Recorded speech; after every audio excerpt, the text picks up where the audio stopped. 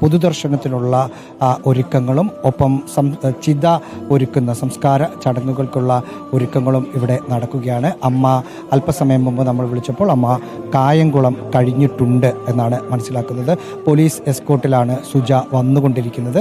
അതുകൊണ്ട് തന്നെ ഏതാണ്ട് അരമണിക്കൂറിനുള്ളിൽ അല്ലെങ്കിൽ ഒരു 3/4 മണിക്കൂറിനുള്ളിൽ തന്നെ സുജ ഇവിടെ എത്തും. ഈ നമ്മൾ കാണുന്ന ഇവരുടെ മിഥുൻ്റെ വീടിൻ്റെ ഇടതുവശത്തായിട്ടാണ് ചിത ഒരുക്കുന്നതിനുള്ള സംവിധാനങ്ങൾ ഇതാക്കുന്നത്. അവിടെ അതിൻ്റെ പ്രവർത്തനങ്ങൾ നടക്കുകയാണ്. ഇലക്ട്രിക് ശ്മശാനത്തിൽ ഇതിനകത്ത് ചിത ഒരുക്കുന്ന അവിടെ അത്തരം പ്രവർത്തനങ്ങൾ അവിടെ നടക്കുന്നു. മറ്റൊന്ന്, വീട്ടിന് മുന്നിൽ പൊതുദർശനമുണ്ടാകും.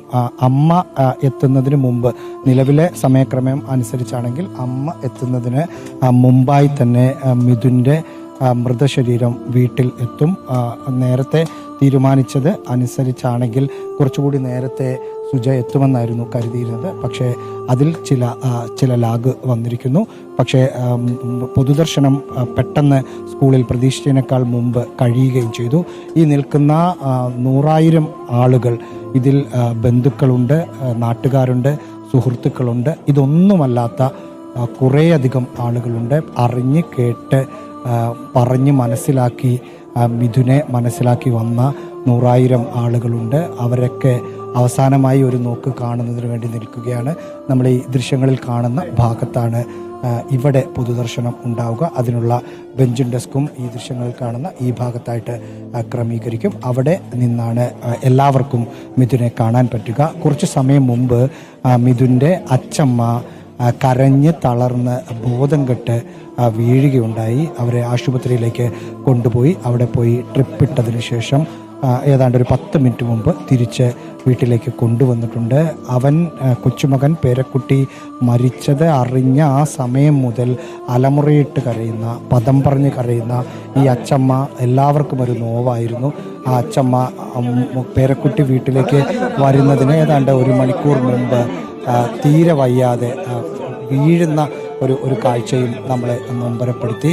ഇനി അമ്മ വരുമ്പോൾ, മിഥുൻ്റെ അമ്മ വരുമ്പോഴുള്ള ഒരു സന്ദർഭം, ഒരു സാഹചര്യം എന്തായിരിക്കുമെന്ന് നമുക്ക് ഊഹിക്കാൻ പോലും കഴിയില്ല.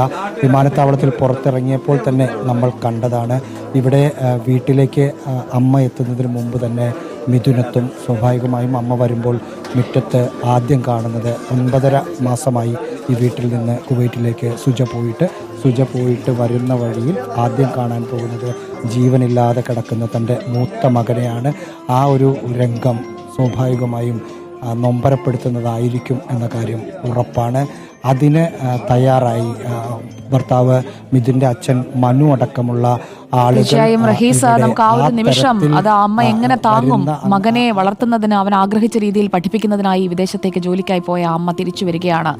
അമ്മ വരുമ്പോൾ ആ മകനില്ലാത്ത വീട്, മകന് ചേതനയില്ലാത്ത വീടാണ് ആ അമ്മയെ കാത്തിരിക്കുന്നത്.